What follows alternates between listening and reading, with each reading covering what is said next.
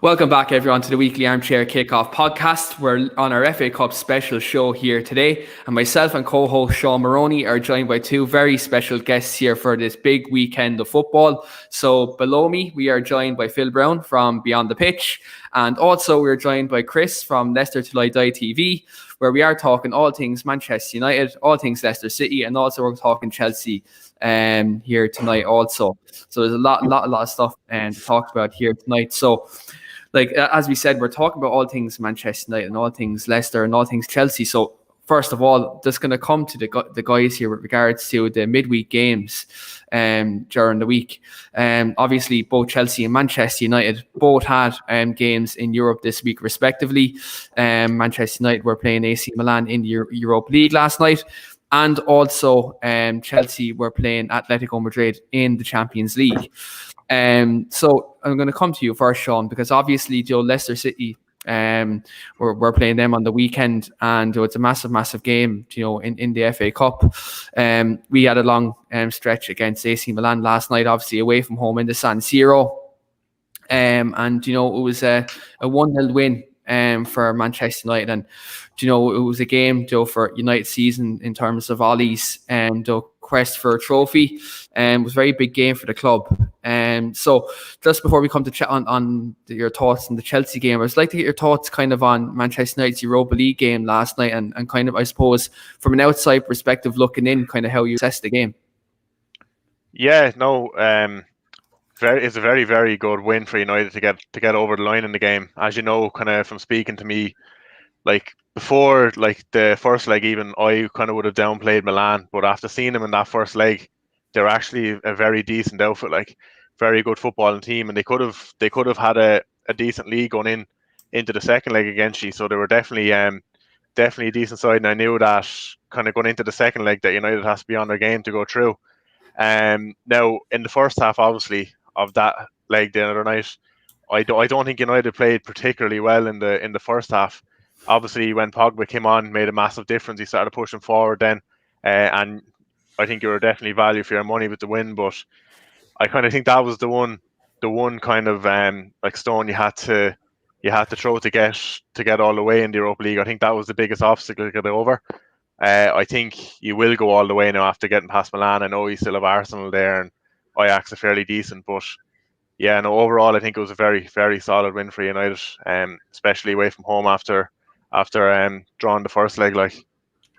Yeah, look, it was a tough game, and I was speaking to you yesterday. We were texting back and forth just about the game, and I was really nervous because obviously European nights they're never easy, and especially AC Milan being a big club as well, and especially how the first leg went, I was nervous wreck. But to kind of see kind of how it went and how we kind of in that second half we did kind of take control, and Paul Pogba coming on, and he was he's seen the balance of the game kind of turned on its head. So yeah, I'm really happy with the result, and kind of looking ahead to seeing the draw. Obviously today the draw at Granada is our first probably favourable draw of the season in all cup competitions when you really think about it. We've had some kind of really tough teams across the board. So yeah, look, really happy with the result, and again, look, it's another step closer to a trophy for Ollie, which I think he massively needs in his reign as manager. Phil, just coming to yourself with regards to the game. Obviously, you're a Manchester United fan, and you cover a lot of Manchester United. And coming into the game, obviously a lot of talk was about obviously how we'd set up and kind of how we'd approach the game. What were your overall thoughts on the game itself, and were you kind of glad to see Paul Pogba to come back into the side from injury and kind of give us that extra X factor up front? Yeah, look, Paul Pogba is a totally different conversation today than what it was, 3, 4, 5 months ago. Back in October, I would have been happy if he never played for United again. I just fed up with the nonsense from Mino. I didn't really understand why 2 weeks after the transfer window closes, immediately after losing 6-1 to Spurs, he's talking to the media about Paul Pogba leaving. Because to me, that was Mino Raiola separating Paul Pogba from the mess at United when he's as much responsible for it as anyone else. But I think if there's some slight defense, I was listening to a clip from Dan Fletcher talking about this when Paul Pogba was at United as a youngster, and they didn't want to play him, which is partly why he left. And they said the feeling back then was that he was an attacking midfielder, didn't have the discipline to play deeper. And what amazes me is if United knew that back then, why was Mourinho persevering with him in a position United already knew he couldn't play? So they haven't really helped him get the best out of him. But we're seeing the best. The irony is we're seeing the best Paul Pogba we've seen at United, where it's very possible he could leave this summer. But United have him right where they want him because he has to play well to get that move. Probably more now than at any other time because there's not a lot of money out there. Or he has to get a new contract, one or the other. So I love seeing this Paul Pogba. I think United have missed him, which is something I never thought I would say a few months ago. His form prior to his injury was incredible. So he was very, very important. And his goal last night, look, it's not going to make goal this season, but it was a good goal. He took it well. And I was delighted. I think you're talking about a 7-time European Cup winner that had the best team at Milan. And there's a lot of similarities from Milan and United, but best team they've had in a long, long time. I mean, Pioli was only supposed to be in there as a stopgap. Ralf Rangnick was supposed to come in, but they did so well under Pioli that they decided not to go ahead with the Ralf Rangnick whole overhaul of the club. So, and up until last weekend, Milan were in a title race. So I think people need to be a little bit more respectful. There's a modern commentary on football today that from young people who don't remember these great teams growing up and don't give them due respect. I think it's a great win for United away from home against a European giant. And look, you look at those quarterfinals onwards, there's really not a lot for United to be concerned about. But then United don't strike fear the way they once did. Solskjaer's done a good job this year, but they're still a very beatable team for any top team. Yeah, I think like you look at the sides are left, and obviously you have Roma, Ajax, two teams who we could possibly draw in the semi-finals if we do get past Granada. I think out both of them, I think the team I probably fear most in the whole competition will be Roma because the way they set up, they're a good defensive team. They're very structured at the back. Obviously Henrik Mkhitaryan, a former Red, being at the club though as well. We all know his qualities. He can be good on his day. So for me, if we do go through, I kind of hope we get Ajax. That'd be kind of a more favourable one for me in terms of the potential opponents. Chris, we obviously talked off camera just before the game. Obviously, we're playing on the weekend in the FA Cup, and we're away at the King Power on Sunday. When you watched the game last night, is there any particular, apart from Paul Pogba, is there any particular players on the pitch last night that kind of stood out for you in terms of standout performers? I mean, it was Pogba, and I was impressed with the sort of, the difference he made when he came on. The other player that sort of impressed me, because I was thought there was a mistake in him, and that's Henderson. And I thought he had a really good game. Did, yeah. He had the criticism from the first game, and again, from a Leicester point of view, I'm sat there thinking, make a mistake. And, get your confidence knocked down. But, it gives Ollie a great headache because does he stick with Henderson now? Or I believe De Gea's fit again. Does he bring him back? But I thought Henderson had a good game. Yeah, I thought he was very commanding. And one of the things I kind of noticed since Dean Henderson has come into the United side, and I've outlined this there last week on the channel as well, is the confidence it's after instilling in the two centre-backs in Lindelof and Maguire. They seem a lot more assured at the back, and you're kind of seeing that in kind of the last couple of weeks since Henderson's come in, that the two centre-backs seem to be more comfortable on the ball. They seem more assured, their position is good, and they're pushing up a bit higher up the pitch as well, which is something we haven't seen often this season when two of them have played at the back. So, yeah, look, I'm happy with the Dean Henderson situation. I've said already that I think maybe long term he's Manchester United's number one. I think Ollie has a very big decision to make in the summer in terms of the goalkeeping one. I wouldn't like to be him. That's definitely a tough decision to make, two quality goalkeepers. But yeah, look, it's all positives at the moment in terms of the defence, in terms of the goalkeeping situation. And look, hopefully you can kind of give us some more positives going forward, especially we're coming towards a very crucial stage of the season, especially with the Premier League running. Obviously we're neck and neck nearly in the league as well, kind of fighting for that second place, and obviously the FA Cup and Europa League, we're fighting on them fronts. I'd like to see the competition. I want to sort of say, if I can, thanks for the 80 million for Maguire. But in fairness, you got to pay what. If you want to play, you got to play what we're asking, and we're in the position now where we didn't have to sell him, and if you wanted him, that was what we wanted, and eventually you did, and we've got a ready-made sort of replacement. I think he's settled in well now, to be honest. I think, like you say, he's better than the Maguire that everybody was having to go at when you first got him. But in a way, I'm glad you're in Europe because, leading up for the rest of the season, you have got those extra games to play. You players are going to get tired. They're going to have all these games, and we know with all the injuries that every club's got anyway, it's going to be worse for you. So long may you stay and go all the way in Europe, and it affect your Premier League form. Yeah.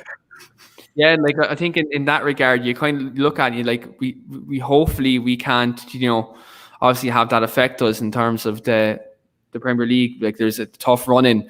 Obviously Tottenham went out this week as well in the Europa League. So even though they're out of the race, to be fair, that their Jose's finish, I'm not even going to get on that. But in that regard, it's kind of, there's in terms of the top four, I think when you look at the top four at the minute, with all the teams outside of it, like the likes of Liverpool, the likes of Spurs, likes of Arsenal, Villa, West Ham, I don't think there's anyone who's there who's probably a viable threat at the moment in terms of closing that gap. I think like all three of us here, we all support Chelsea, United and Leicester. I don't think anyone's going to catch us in the top four. I think the top four is very cemented now. I think when you look at probably second to fourth, that's where the kind of reason is. We thought that last season. Let's not get too confident here. Yeah. We thought you came up behind us last season and did it in the last game. And I think, to be honest with you, I think that's doing us well this year because we remember how we literally threw it away last year, and we did throw it away. I mean, the problem is that if somebody like, I think if Liverpool win the Champions League or Chelsea win the Champions League, there might be one place less for the from the Premier League. I don't know if that's right or not. Usually it's one extra in it, but I don't know. That's a good question. Look, with regards to the top four, we know who's going to be champion, right? When you look at Leicester, I don't think people give them the credit they deserve. I mean, what has happened since that football club won the league and continuously stayed at the top of the table? Obviously, once they sacked the French lad, Brendan Rodgers' committee has done a decent job there.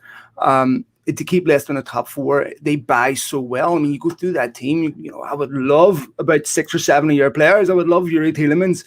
I think Fofana, Fofana was been a great signing, fantastic young centre-back. James Justin's been excellent. Harvey Barnes, magnificent young talent. You go through that Leicester team, Sionchu, who replaced Harry Maguire. They just buy so well, and you look at that new facility they just opened. It's absolutely gorgeous. This football club's here to stay, and I have to say I commend them because they weren't bought. I know obviously they have a Thai owner and he's put some money in, but it's not the level of an Abramovich or something like Man City's got. So they still had to be really smart and intelligent, and this is an exceptionally well coached football team that has got they've recruited tremendously well. They got a wonderful mix of young players too. I mean, if they need to sell, they've got plenty of talent there, and Didi's been amazing for them.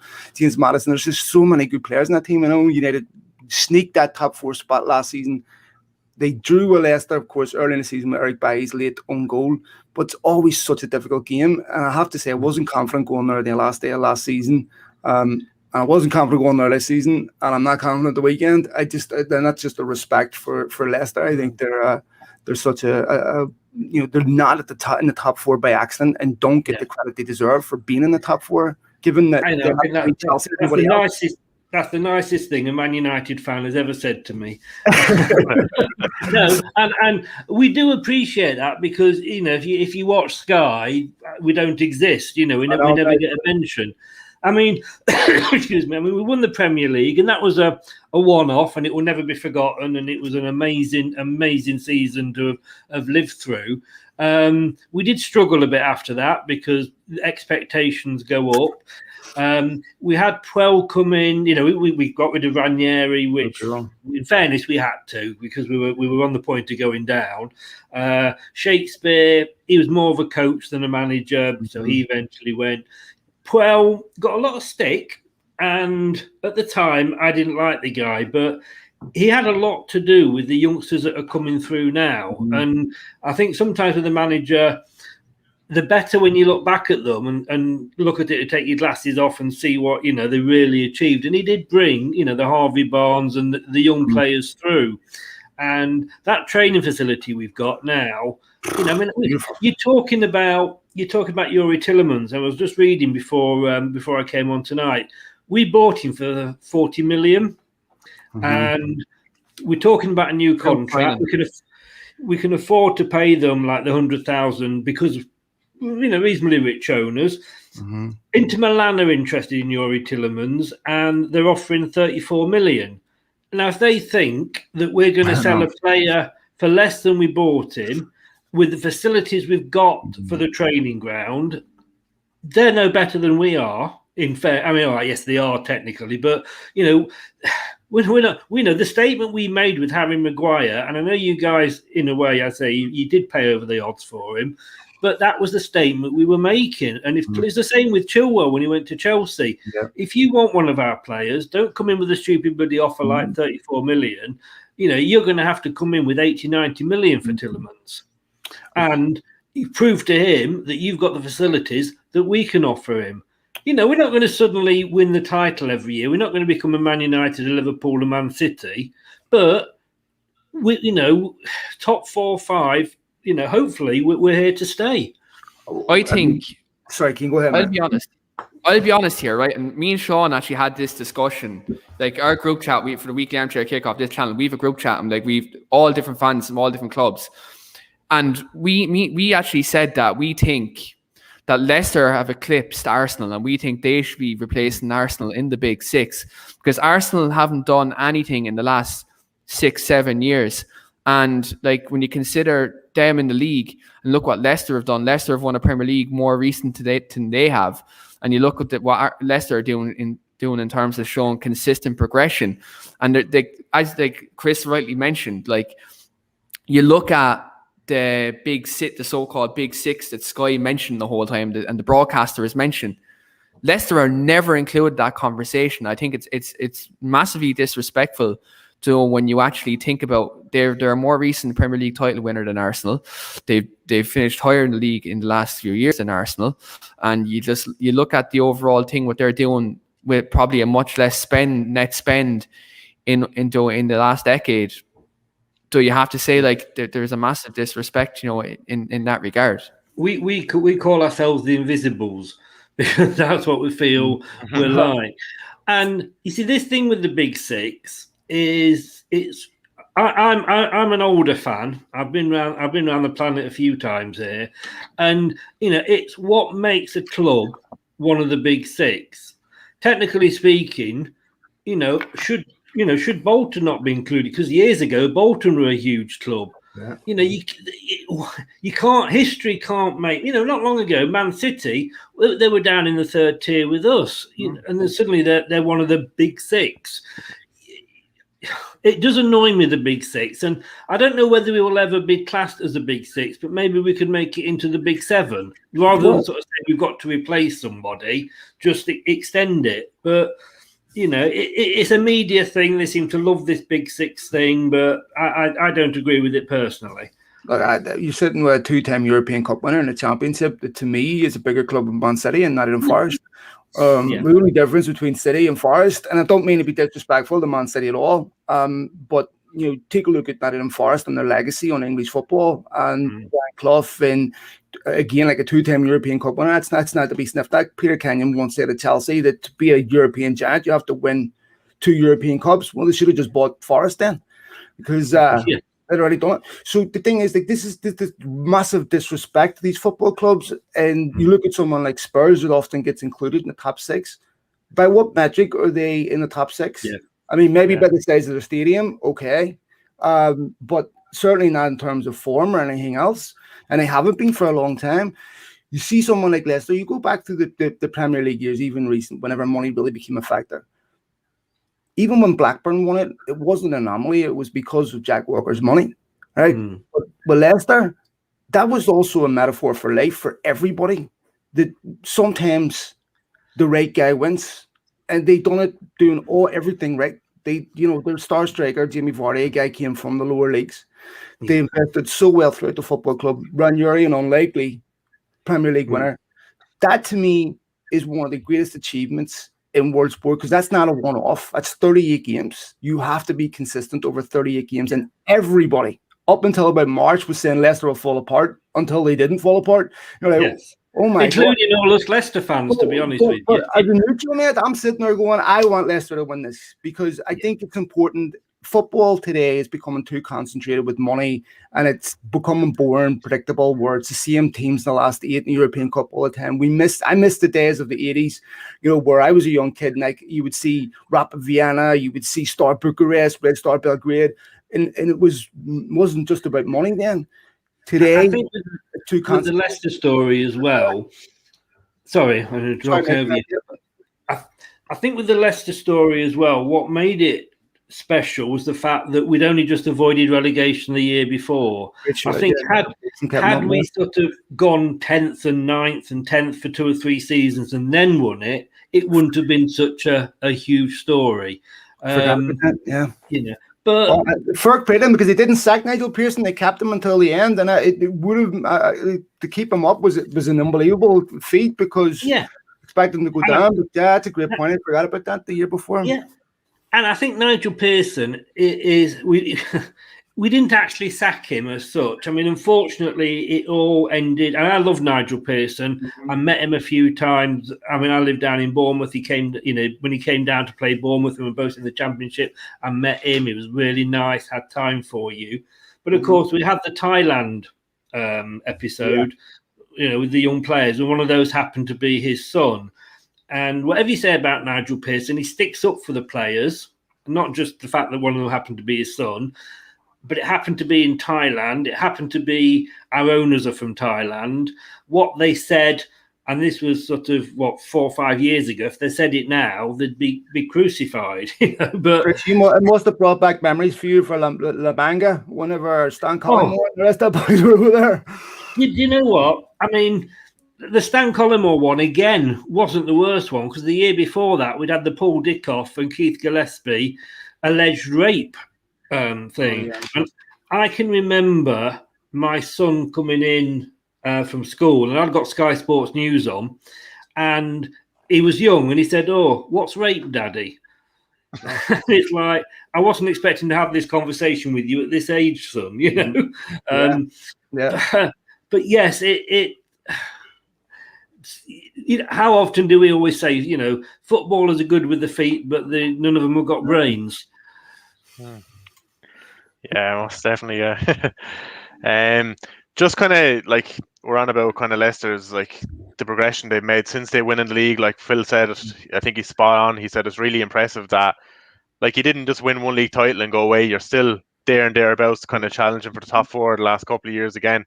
I think like Rodgers there is kind of like bringing a lot of stability, and he's a very good coach. The team is well coached there. Obviously, us at Chelsea, we've seen different with stability over the years with kind of managers coming and going.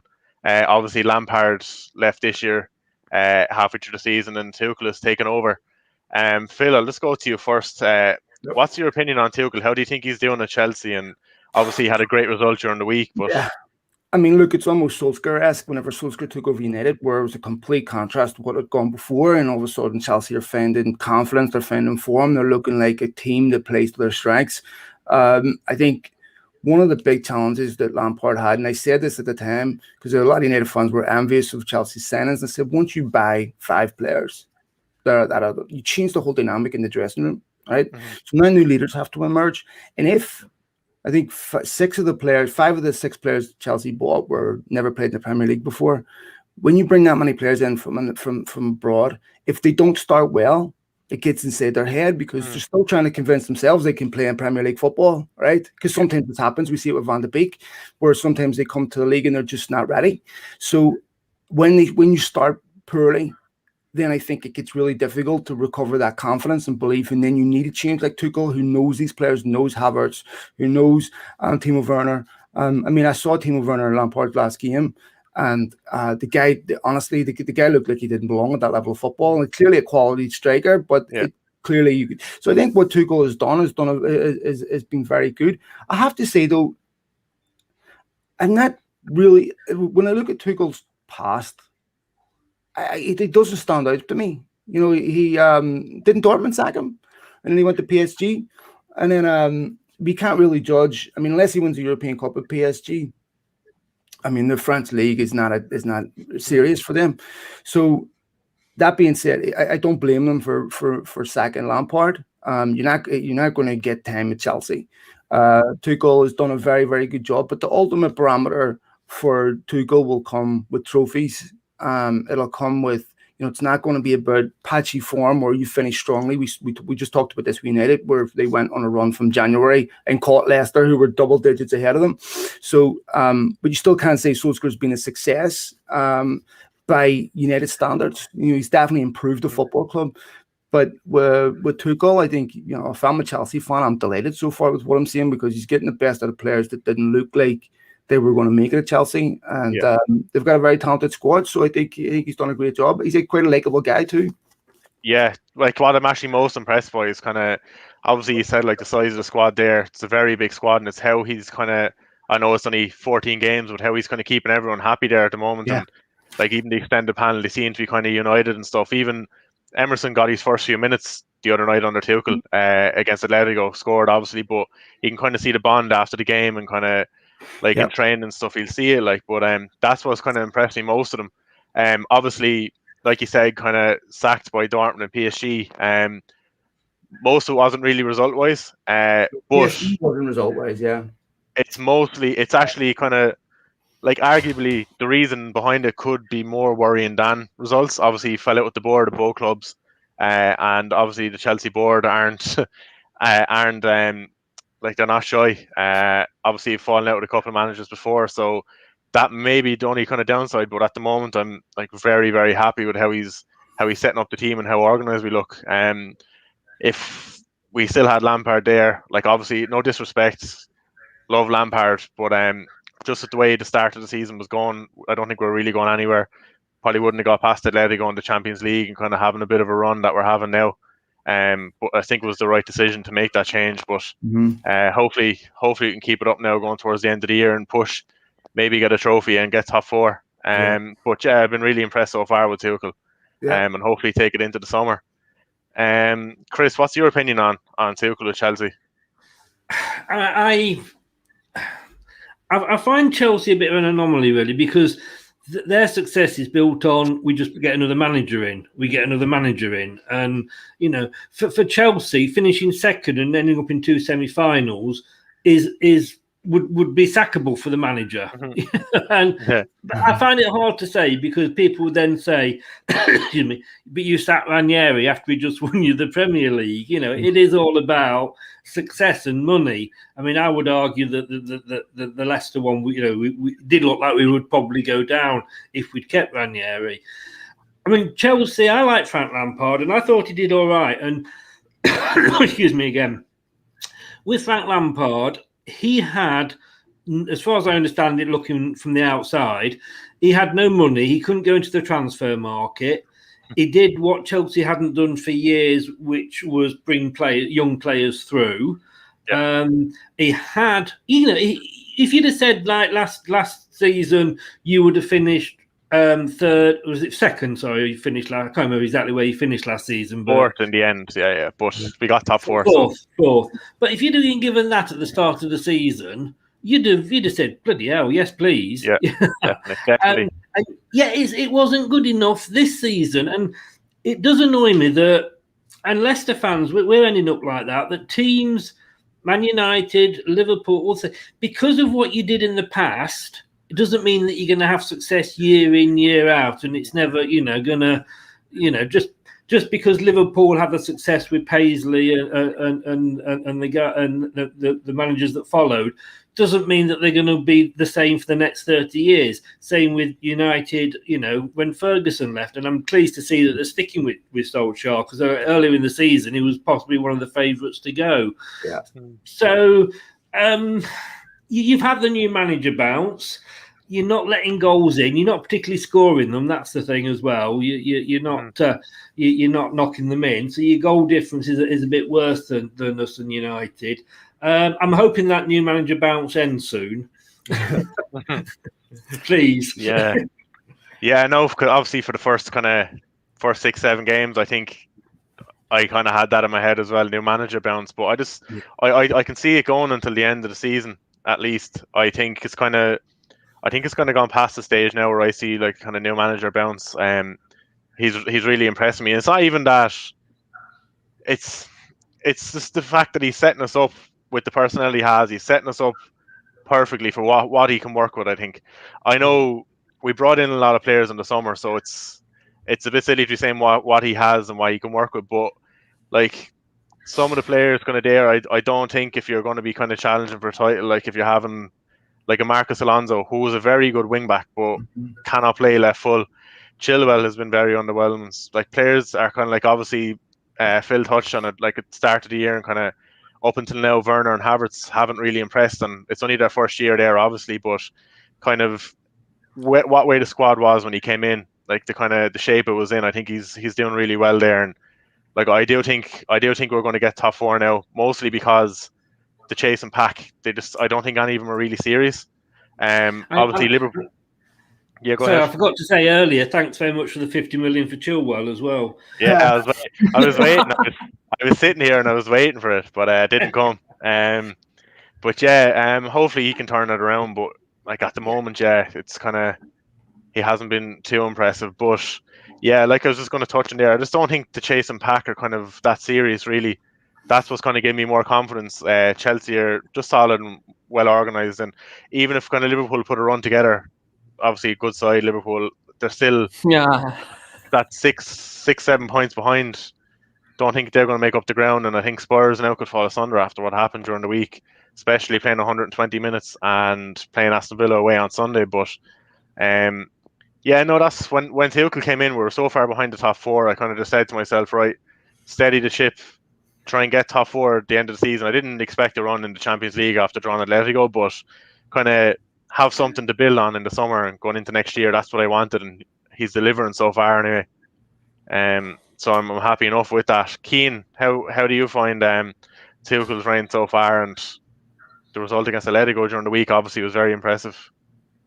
Yeah, look, for me, I was vocal when Chelsea got Tuchel because, look, I didn't really rate him. I'll be honest, I'm going to call a spade a spade. I didn't rate Thomas Tuchel, but to be fair to me, he's come into Chelsea and he's completely turned them around. Like I honestly thought they were finished outside the top 4. I thought they would have been to a club that, with the Lampard effect and the fact that he had a lot of players to bet in, I thought they might finish 6th this season. And I thought I thought they might take Chelsea a year to kind of get all them players in and kind of get the squad United as a whole. But to be fair to Tuchel, he's come in, he's made the team organised, he's made them hard to beat because they weren't that under Lampard. I think he always felt like he can get a chance against Chelsea, like in terms of breaking them down. Like they played a high line, they played open, and they left themselves to kind of be got at. But not to be fair to Tuchel, he's come in for fantastic result over 2 legs against Atletico Madrid. I didn't fancy Chelsea to go through at all, and the draw was made. But no, looking at it now, fair play to him. Look, we'll see kind of how it goes now because obviously the top 4 this season is definitely a priority. Obviously Sheffield United as well on Sunday, massive game for Chelsea to obviously try to get a win and obviously get to Wembley for a semi-final as well. And it's one step closer to a trophy and maybe getting redemption for last year's FA Cup final defeat as well. So, like, I think when you look at it in that perspective, I think there's a lot. It's promising for Chelsea, especially when you look at all them new signings to be there after a season, and you probably remember as well, like Roman Abramovich will probably maybe look to add to what the current crop of squad is, like maybe look into get a striker in the summer. Maybe Tomori might come back from AC Milan as well. He's done very well there too.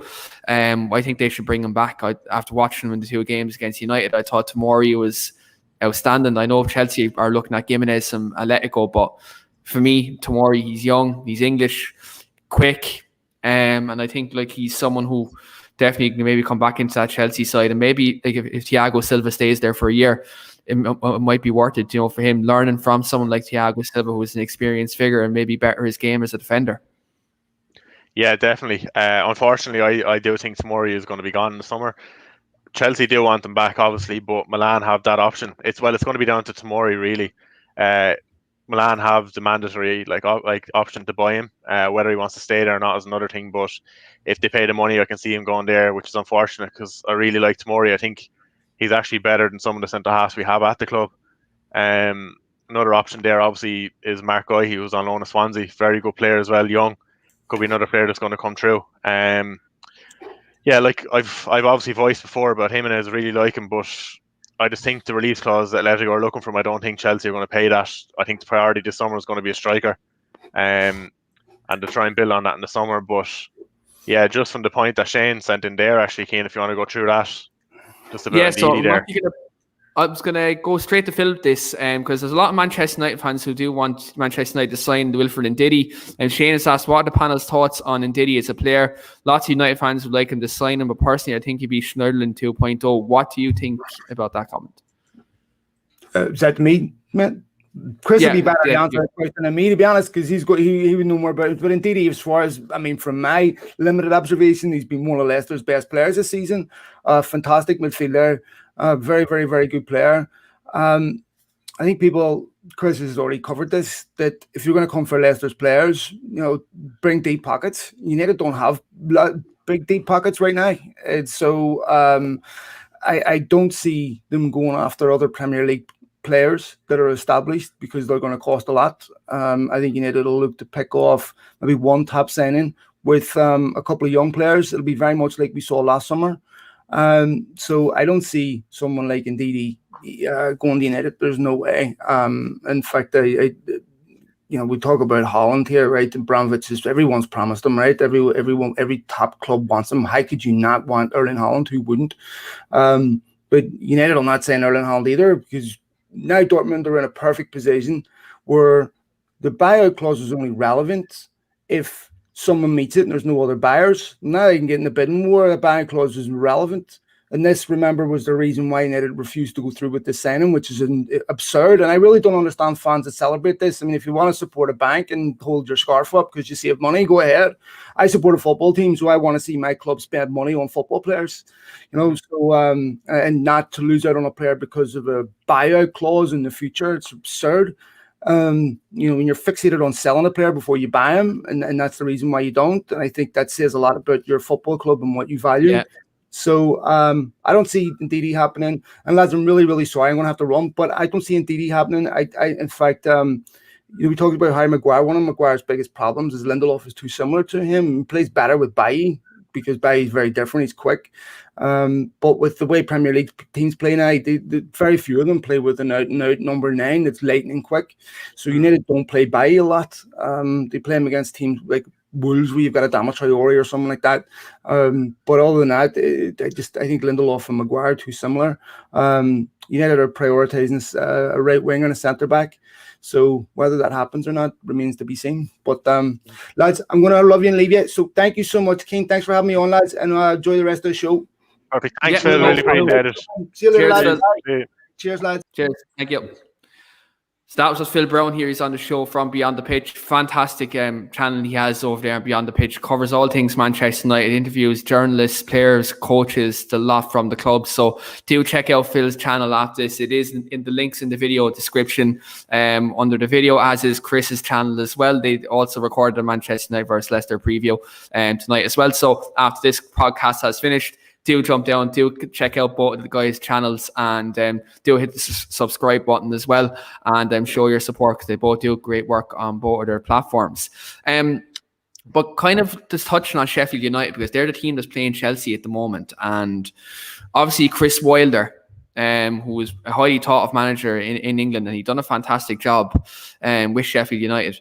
Recently, after leaving the club, and he's tipped to either take the Celtic job or the Crystal Palace job. Either job would be kind of, I suppose, a step up, and it'd be a good job for him. But kind of get both your thoughts just briefly on Chris Wilder and kind of his situation, kind of leaving Sheffield United. Sean, I'll come to you first. With regards to Chris Wilder, what do you make of the situation, him leaving Sheffield United, especially ahead of this big game? Yeah, no, I think it's a shocking decision on Sheffield United's part, to be honest, because looking at the table, they're going to go down regardless, no matter who's manager there. And I think like a big part of if you go down to the Championship, you see it this year with Norwich and that, you need a lot of stability to come back up. You see Norwich kept Daniel Farke there. A lot of their players they're looking like they're going to come straight back up. I think Sheffield are going to need that next year. And without Chris Wilder there, I just don't see them coming back up. I know they can get in a different manager. They might get a decent manager in there. But I just think it's going to make a big difference having that stability gone. You know, a lot of the players really liked Wilder. I think he's a good manager. Obviously didn't go to plan this year. Big change from last year where they just missed out on Europa League places, did they, Keane? Yeah, they just about missed out. Yeah, just missed out. Yeah, it's a big change this year, but like I just don't see it's the timing in the decision. I just think earlier on the year, fair enough. If you think that a new manager is going to come in and you're going to get that new manager bounce and turn it around and stay in the Premier League, but at this stage, it's just I think it's ludicrous. Yeah, Chris, what are your thoughts on the situation with Chris Wilder leaving? We played them last week, and we as Leicester fans, me especially, was surprised at what we saw. I mean, it was a team there that are just like, like somebody just lost the beloved granddad. He was part of the furniture there. He was a player. The fans loved him. The players loved him. He fell out with the owner. I mean, they're owned, and this. I'm quoting you here from Sheffield United fan sites when I was talking to them and did these shows with them. He is the Prince Harry of the Saudi royal family. He's the one member of the royal family that hasn't got any money, and Chris Wilder's had to. After the season they had last year, and I know the second season is always difficult, but they should have been out spending the money, strengthening. And the money that he had, unfortunately, he didn't spend very wisely, but he didn't have a lot of money to spend. And the owner wanted to bring in a director of football. Chris Wilder said, no, I'm the manager. And apparently that's why they fell out and why he's left. I don't know whether the Celtic job would be right for him. I think he'd probably do better at Palace. But I just sometimes wonder... And as fans of other clubs, it's difficult to say. And like I say, people will throw back at me, Ranieri had just won you the Premier League and you've sacked him. But I do wonder sometimes at the mentality of some of the owners and the decisions that are made. And like you say, look at Sean Dyche at Burnley. He took them down. He brought them back in. You mentioned Farke at Norwich. Yeah. It doesn't make sense. Who is going to do a better job at Sheffield United than Wilder has done? And I think he'd have possibly brought them back up if he could have held on to the players. Football sometimes it's just beyond me. Yeah, absolutely. And looking ahead, obviously, to a big game this weekend, obviously between Sheffield United and Chelsea. Do you believe Sheffield even have a chance? I look at it. I look at how Leicester dominated them last weekend. It's very bleak for them.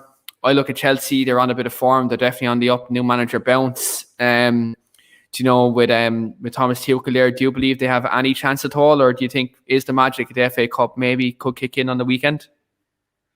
Is that me or Sean? Yeah, it's good. To both of you. I'll come to you first, Chris. No, Chelsea, if they turn up like they did for us, Chelsea will just totally wipe the floor with them, and they'll probably get more than 5. If a team, when that has just happened, can't go out with a bit of pride, and we thought it was going to be, say, really hard. We were predicting 1-0, 2-0, 2-1, something like that. And it was like playing a training game for us. I mean, it literally was. I say it was men against boys, and Chelsea will just. I can't if they can't raise the game for that, then they can't raise the game for anything. And I think Chelsea will just absolutely demolish them. Yeah, I feel that too. I think Chelsea will be too strong for them. I think even if Chelsea even rotate the team, which I do believe they will, because obviously they're fighting on Champions League and Premier League front. I think they still have enough to beat them. Sean, do you have any concerns whatsoever Sunday? I think it's the first time ever that I don't. It's not even like, obviously Leicester walked over them 5-0, and it's not the scoreline that like makes me believe they don't have a chance against Chelsea, because look, Leicester are a very good side. They can hit 5 against anyone, as you can see earlier on in the year against Man City. But it's just the manner of, like Chris said, of how Sheffield United played. Like, they just look lost, and I think it's going to be the same this weekend. Obviously, in the comments there, and we've seen kind of everyone talking about it. Really, it's true. Like, Chelsea haven't been scoring enough, but I think we've been creating, but we're just not. We haven't put the ball in the net. We can't do it. But I think there is a game coming where Chelsea are going to put 5 or 6 past the team, and I think it could be Sunday. Yeah, I mean, Sean, can I just ask you a question? What sort of team would lose to Sheffield United? I don't know. I don't know. I have an answer. I have an answer for that. If there's any team in the world who would probably lose them in this situation, looking at their current form, it's probably Spurs, because they're in the toilet, to be honest. No, I think I was referring to Man United, actually. Well, wasn't so long ago. Well, look, to be fair, I think that we do like giving out a result now and again. Like, Ollie's a nice man, the babyface assassin and all that. Like, like he's a nice man. He likes to give out an odd result every now and again. But obviously the marquee game this weekend in the FA Cup is Manchester United versus Leicester City. People may say that Manchester City versus Everton may be the marquee game, but Manchester City, are a dead club, like in terms of a fan base. Like they may be good on the pitch, but like they've about 5 fans. So like I don't think like when you look at Manchester City, that'll be a big game on the television. Obviously United and Leicester, 2 teams who are fighting in the league in similar positions. So yeah, for me, like it's a massive game. Manchester United versus Leicester City. Obviously both teams have injury problems. Though recently, obviously United had a couple of injuries kind of coming back in Donny van de Beek and Paul Pogba. Looks like we still have a couple of players out in Martial, Rashford, Juan Mata, Eric Bailly is out as well. So we have a few injury concerns. Obviously, Leicester have a couple of long-term injuries there.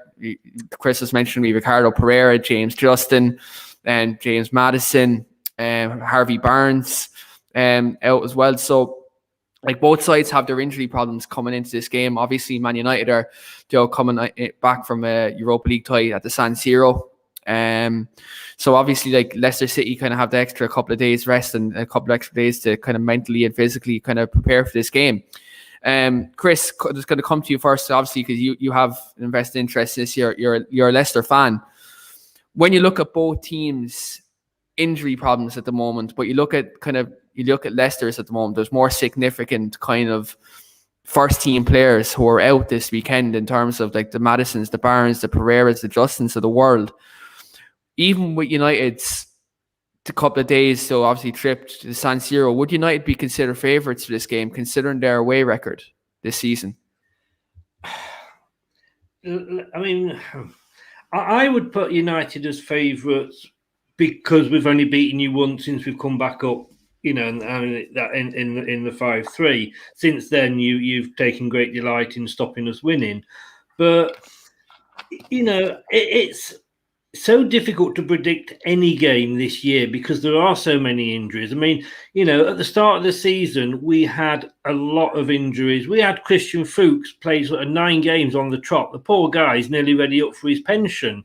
And he played more games in the first, 10 games of this season than he played in the previous 3 seasons put together. And then we had no back four then. At that point, we had no back four. Yeah. So the injuries we've got now aren't as bad. And we've got young players that have come in. Luke Thomas on the left. He's very good. He'll start tomorrow, but he's played in Europe. He scored in Europe. Players are actually standing up to the mark. So you've got to, purely on history, I think you've got to be slight favourites. Yeah, I think for me, I think United would be favourites coming into this game, just because I think the boost of Paul Pogba coming back, and we talked off camera about this, is that I think he gives us that extra bit of confidence going forward. I think the team is a lot more progressive. You've seen it with Milan last night. Like, the minute Paul Pogba comes on the pitch, though we pushed 10 yards up the pitch, the backline were more confident. We were more progressive in midfield. There was a link between midfield and attack, which we have. I know United, we've been winning games 1-0, and we've been nicking wins in the last couple of weeks. But what we haven't seen in the last couple of weeks is a link between the midfield and attack. It's all been kind of, disjointed, the attacks. But when Paul Pogba was on last night, you could see United were sustaining attacks. I look at the situation with this weekend. I think we're slight favourites, but it's a cup game. Form goes out the window, and the FA Cup, we know the magic of the FA Cup is always there. Like when you look at both teams' injury problems this season, I think we in terms, definitely the last 6 weeks anyway, I think both clubs have done fantastically well in terms of maintaining their positions, in the top four, to sustain them positions.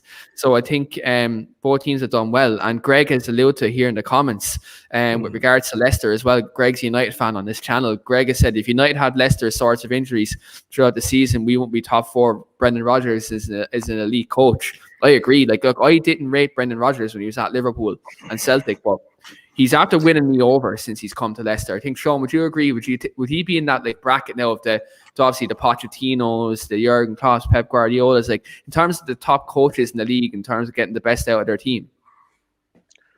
Yeah, I think he'd be in the same level as kind of Poch and even Tuchel there. Obviously, Pep and Klopp are kind of the two in the elite here, I think. But I think Rodgers, Tuchel, Pochettino, kind of Ancelotti, maybe those kind of four coaches are at that level, and I would have Rodgers up there now. I'd be the same as you. Kind of when he was at Liverpool, didn't rate him too much. I just thought he kind of didn't see things out. Kind of they have good runs, and even the league title at the time, they had a great chance of winning it and bottled it. But I think he's kind of. I think he's. What happened there, Sean? What happened there, Sean? What happened? Demba bad slip. No, I think he's kind of spell at Celtic actually taught him a lot, and he's come back to Leicester now, and I think he's a lot better than when he was in his spell at Liverpool. He's come on a lot, and he's a very, very good coach. Very good coach. Can I just come back on? First of all, can I just say Eden Hazard is a god for Leicester? I mean, yeah. I know it's over 38 games, but I do have a soft spot for him now. Rodgers, I think Leicester's made for Brendan Rodgers, to be honest with you. Yeah. A lot of people are saying, will he go to a big club? And I think he will, probably, but not too soon. Because I think if he leaves Leicester too soon, he'll get a bit of a reputation after the way he left Celtic. Yeah. He has sometimes, we've looked at his team selection and we've gone, what the hell are you up to, Brendan? I mean, I'll tell you, the classic was at the start of the season. We looked at the team that he'd picked for this one particular game, and it was a case of, what the hell are you doing? Did you know anything about football? And we went on to beat Man City 5-2, so it shows he knows a hell of a lot more about football than we do. He's not he doesn't go mad on the touchline like Mourinho or Martin O'Neill used to. I just think it's a match made in heaven. If he stays with us, he could keep us in the top four without necessarily actually winning it, and we'd still be very happy, and he'd have the job. He's got a bit of money behind him with the owners. He's got the new training facilities, like we've alluded to, and I think a bigger club like a Liverpool or somebody like that wouldn't be the right move for him. Mm-hmm. I don't think he'd ever go back to Liverpool, especially how it ended. I don't think he'd go back there. But like I said, I don't think he'd leave us to go to a Tottenham, or no disrespect to Chelsea or somewhere. I think if he does, he'll go to, maybe he'll go abroad possibly, but there's no reason for him to leave us. There was links with Rodgers and United, and I think like at the time when it happened, when them links were there, I was like, former Liverpool manager. Like anyone who watched this channel knows the disdain I have, right? It's well documented. Me and Liverpool just we don't get along, man. Like we just really don't. Yeah. Oh, Keane, this is not a Liverpool show with all the injuries you're talking about, no? Well, yeah. Okay, can I ask you a question? The only club in this league who have injuries, apparently. Do you know what I mean? Look at the injuries Leicester had. Do you know what I mean? Look at the injuries United had. Spurs had injuries. You say about Rodgers being an ex-Leicester manager. If you got rid of Ole, and I think you'd be wrong to, I think what he's doing, if given time, is he's rebuilding. But if Pep Guardiola was available and he wanted to come to United, would you not want him because he'd been at City? I think that's I'd take Pep all day. Like I would. But, like there's a difference, right? Like I consider Liverpool more of a rival than Manchester City. Because like it's a more real rivalry. That rivalry with City, even though they're in the same city and all, doesn't feel pure. It's not pure. Like the rivalry at Liverpool, it's pure. It's traditional. Whereas the rivalry at City only really became prevalent because Sheikh Mansour came in and obviously pumped £1 billion into the club. So like I think I take Pep Guardiola all day because like imagine Bruno Fernandes under Pep Guardiola. He'd nearly be as good as De Bruyne then. Hey, come on now. we won't go there. We won't go there. I really agree with Grant's comment there. I really like Schmeichel. I was actually going to ask Chris with this comment. Like, do you think Kasper Schmeichel is one of the most underrated players in the Premier League? Kasper Schmeichel is an amazing goalkeeper. He can't kick the ball out for toffee. If he kicks the ball upfield, it's more than likely will go out of play rather than reach a Leicester player. He's hampered a bit because Rodgers likes to play out from the back, and we saw with the second goal against United at the end of last season, he just got absolutely taken. But Jesse Lingard, when I seen that was like, oh my God, Lingard of all people to get us the top four. Yeah, but. Take that away. Goalkeepers have always got mistakes in them. I was watching a Rob Green interview, and who can not forget him at the World Cup? But yeah, he is the saves he pulls off. You can say Peter Schmeichel was his dad was an amazing goalkeeper. Kasper's up there with him, and the fact of the matter is, he's doing it at a club like Leicester. We haven't. We're not. He's not just done it these last few seasons. He's done it when we're in the Premier League. When we're in the Championship. Mm-hmm. He can just pull off some worldly saves, and he has earned us so many points that he makes mistakes occasionally. Yes, we'll go mad at him, but he's the first name on the team sheet. He's captain. I think he is underrated. He's been Denmark Footballer of the Year for 2 seasons running, so that sums it up really. Yeah. I really hate Chelsea going up against him. And before any game, I just have this fear that he's going to have one of those games again. You're just not going to score in him. Like, Grant's comment there about Schmeichel. Former Falkirk FC graduate in Scotland, by the way, a former Premier League winner as well. Amazed Liverpool, United, or City never went for him. Long before even Arsenal or Chelsea. I don't think Arsenal could afford him. To be fair, I think they're going to Poundland for their transfers. He was linked with United quite a few times. Yeah. Honestly, before we signed Mendy, obviously Kepa was very out of form, and you kind of seen what happened there at the end of last year with him. I really, really wanted Chelsea to make a move for Schmeichel because I thought, like, obviously keepers have a longer shelf life than outfield players. Obviously, he's kind of pushing on age, but I just thought kind of with his age and stuff, I know he's Leicester captain and he's very important. I thought he mightn't, like, obviously Leicester, like he said, they're in a position now that if you're going to buy a Chilwell or a Maguire, you have to pay premium to get him. I was kind of hoping maybe Schmeichel's age mightn't be as expensive. Kind of get him in if you got him in for a few years. I think he's just a fantastic keeper. I would have loved him at Chelsea.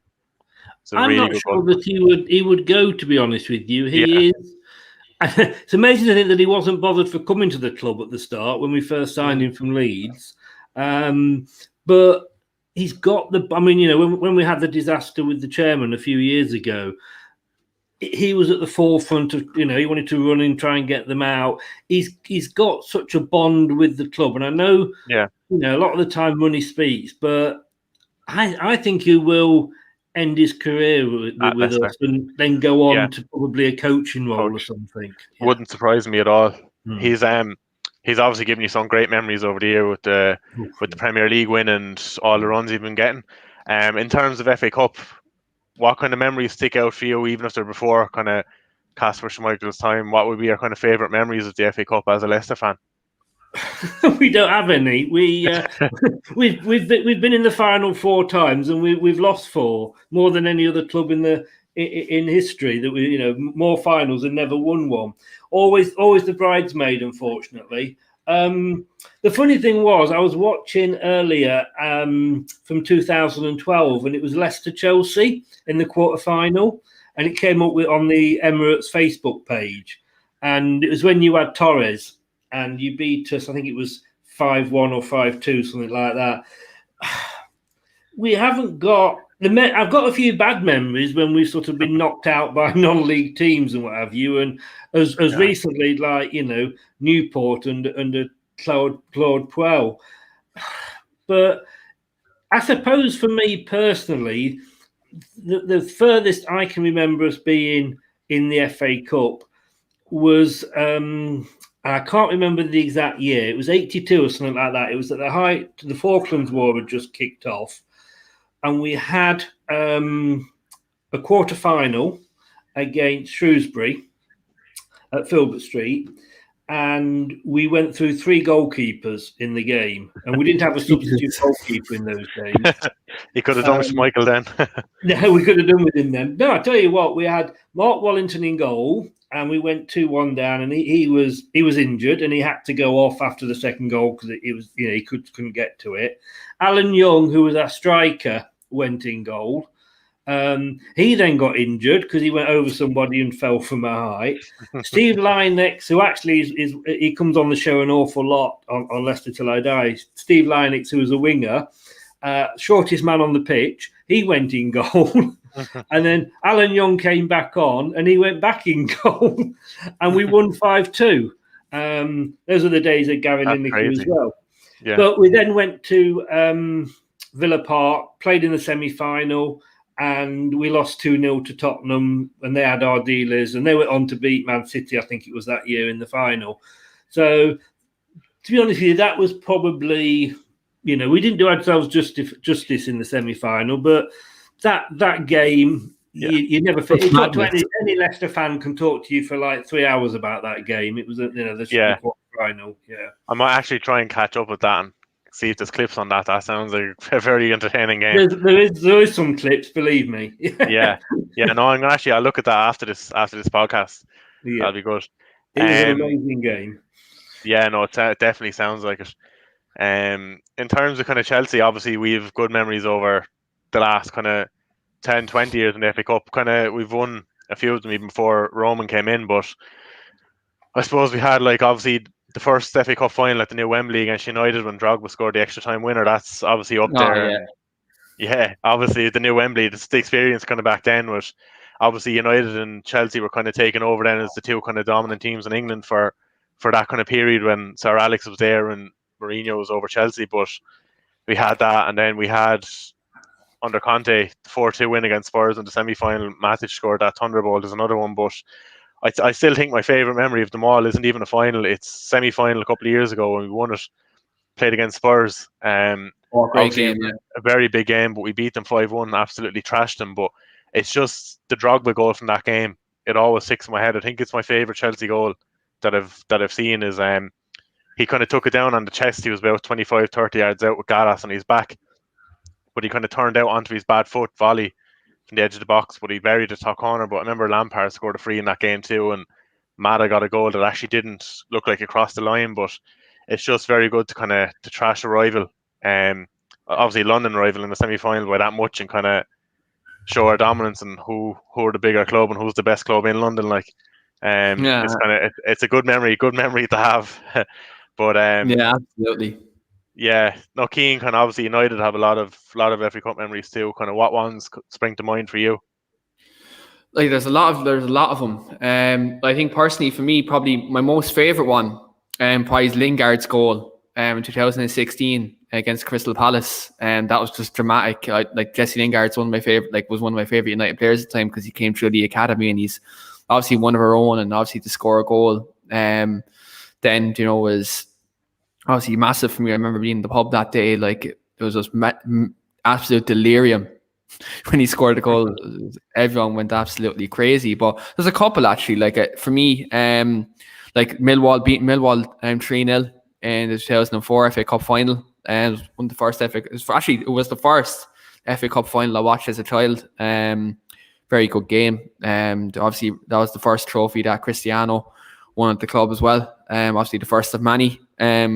Joe when he was at the club, was Roy Keane's last trophy as well at the club, obviously before he left. So that sticks in the memory.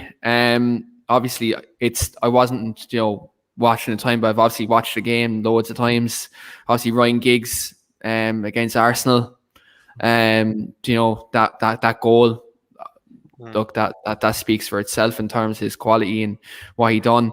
I know it's not a final memory, but Lingard at the Emirates, Alexis Sanchez scored against his former club literally just a couple of months after leaving them, and then obviously Lingard made the Emirates his dance floor, as he always does. That's a standout FA Cup memory as well. So yeah, there's obviously there's a lot because we've done a lot in the FA Cups, but historically, obviously not as of late, but historically, like we've done the great things. And actually, I thought I completely have to go over my head. I went to the FA Cup final in 2018 against Chelsea. I know they beat us. I remember you were texting me that weekend, like saying I'd love to be at the game or whatever. But to meet so many Manchester United fans from all over the world, and kind of the overall occasion was better than the game, to be fair. Like I think the sing song before the game was probably better than the game itself. The sing song was unbelievable. I literally just I went out to sit on my seat for the game with no voice, and then I had to sing during the game. It was pretty much impossible. But yeah, look, they'd be my favourite kind of FA Cup memories. It's going to come to a comment here from Shane as well. Shane's FA Cup memory is also 2016. He says his favourite FA Cup moment was Wayne Rooney assist in the final under Louis van Gaal. Love seeing Rooney lift the trophy and complete the... Keane, was that Rooney's first FA Cup, yeah? Yeah, that was the only trophy he didn't win at United. I didn't know that. Yeah, 2016, because we lost the final in 2005, which I don't want to mention that because we all know who will be bigging up in the comments if we mention what team won that day. But yeah, just that was Shane's favourite FA Cup memory. But look, the FA. I was just going to say, you're probably too young to remember this, and I've just Googled it to check the year, but 1979, which was the Man United Arsenal final. No, I don't remember. I've actually never seen that game. That's you should Google it because it's I'm just saying it's known as the 5-minute final, and I think Arsenal were like 2-1 up with about 5 minutes to go, and it was all set to go to extra time. You'd got the equaliser and you won it 3-2. Yeah, I'll have to look up that game later on, definitely, because there's a website. Sorry, Arsenal won it 3-2. Sorry, I should have said that. Keep looking it up. It was a great game. It was an amazing final. You should still look it up. Yeah. Oh no, I hate watching the games United lose. It kills me, especially to that lot, especially against Arsenal. Oh. But just come to a couple other comments with regards to FA Cup memories. Eamon says FA Cup Cantona against Liverpool, 1996, the year I was born. I'm lucky he retired because I was nearly named after Eric Cantona. Madly, I was named after Roy Keane, so I would have been named Cantona going to school in Ireland. That wouldn't have went well for me. That would not have went well for me. Shane also says Pogba making Dembele his bitch in the semi-final in 2018 was a nice moment too. I agree. Paul Pogba owned the pitch that day. That was a fantastic performance. But obviously, we've just come to the end of the show now. Fantastic chat with Chris and Sean, and also Phil, who was on earlier on. Obviously, great FA Cup memories from all the lads. Great to get their insights on both clubs. And thanks very much, Sean, also for co-hosting. This is the first time we've done a co-host, because we both host the United show and the Chelsea and the London show on this channel. It's the Chelsea show, Chelsea Real London. Yeah. So we call it the Chelsea show, even though I think Steve McGrath and the boys will go mad now that I said that.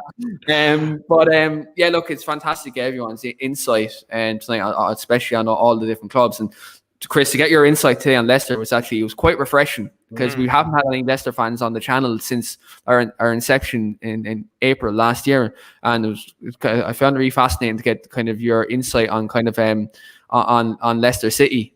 Thanks for having me on, guys. No, absolutely. Absolute pleasure. An absolute pleasure.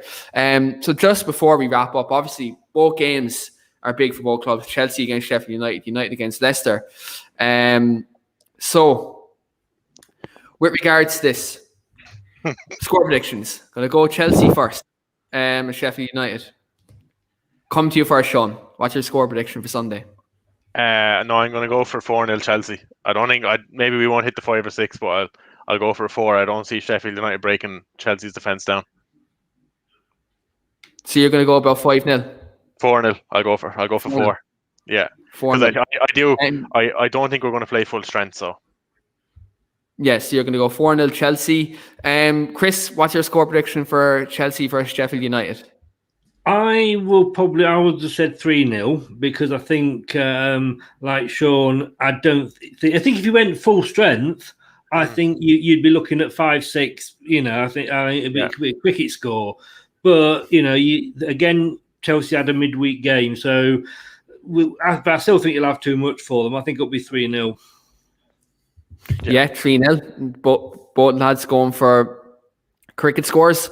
For me, since both lads went for cricket scores, I'm going to go for a low scoring game just to be different. I'm going to go 2-1 Chelsea. Sheffield United scoring. I like going for an outside result. Realistically, probably Chelsea will probably hammer them, to be fair, but I'm going to go 2-1 Chelsea just to be different, just for the sake of it. But look, Chelsea will win this game, no doubt. I think they've plenty of quality up front, and maybe 2-1 is me being more hopeful and hoping to see a rival maybe slip up than kind of expectation, to be quite honest. So with regards to United versus Leicester, obviously another big game this weekend. Sean, going to come to you first, because obviously you have kind of an outside opinion on this game. For yourself, how's it going down? Both teams are really close in the league, and they both have injuries. How do you think it's going down? I think it's going to be very, very similar to AC Milan United. I think, say the first half, if McTominay and Fred do start for United, I think that Leicester are going to dominate the ball, but I do think United are going to come away with a win. I'm going to go for 2-1 United, but not to be. I don't think United are going to be really impressive. I think it's going to be 2-1. They'll get through the round. Yeah, Amy also has your thoughts. She says 2-1 United, Bruno Fernandes penalty for the winner. Yeah, absolutely. Bruno penalty as Amy. You expect that from Amy in the comments. Chris, for yourself, how do you think it's going down? I just think the shock at somebody saying United might get a penalty against us. I think that's easier to predict than the score. I mean, I was just checking then, and to be honest with you, we might as well give you the game now, because Mark Lawrenson predicted we're going to beat you, and he knows absolutely nothing, Mark Lawrenson. So we'll just give you the game now. I actually think it's going to be high scoring. I get generally. 2-1 is my favourite scoreline that I go for, because we are, I say, our defence is a little bit iffy. If Pogba's on form, I think there's going to be goals, to be honest with you. I really do. You got Inacho is on fire at the moment, and if we play as well, I know it's the Sheffield United, and I know Manchester United is a totally different proposition, but I think it's going to be a ding-dong battle, and I'm actually going to go 3-2 to Leicester. Ooh. High scoring game, 3-2 to Leicester. Is one question though. I'm not going to predict against my own team, am I? I know. One question I have to ask is, does Vardy score? I'm going to go yes, because he hasn't scored in 14. And every week we keep saying, this is when it's going to turn around. This is when it's going to turn around. But in fairness, Man United, Arsenal, all the bigger teams play to his strengths. You know, where a lot of the sort of the Southamptons, the Fulhams and that, they'll sit back and he hasn't got the space behind. I think United will give him the space behind to get over there. And if Perez and Iheanacho would play like they played against Sheffield United, I think, he was very close against Sheffield United, hit the post. The last goal, the fifth goal, was a sort of deflection, so it was an own goal. But I think he's due a goal, and I think you'll give him the space. And yes, I do think he'll get one.